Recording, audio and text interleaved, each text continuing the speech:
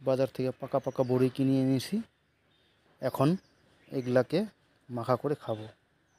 সুন্দর রসগোল্লার মতন বড়ইগুলা বাটিতে নিলাম কতরি, সব পাকা পাকা বড়ইগুলো নিয়েছি। খুব দারুণ বড়ইগুলো দেখতে। এখন পুতার মধ্যে উঠাবো। পুতাটা ধুয়ে নিলাম। বড়ইগুলোকে এখন ধুয়ে শিলপাটার মধ্যে দিয়ে এটাকে থেতো করব।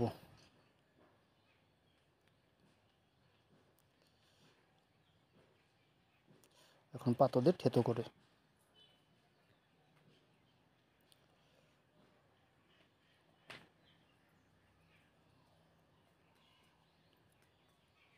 থেতো হয়ে গেছে। এখন এগুলোকে বাটিতে উঠে নিব। বাটিতে উঠিয়ে সুন্দর করে মাখাবো। বাটিতে উঠানো হয়েছে। কাঁচা লঙ্কা দিলাম, সামথিং নুন দিয়ে দিলাম। এখন অল্প চিনি দিয়ে দেব, তাতে যাতে স্বাদটা আরও বেশি চলে আসে।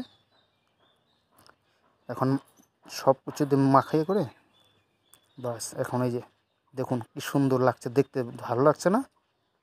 এখন এটাকে খাবো।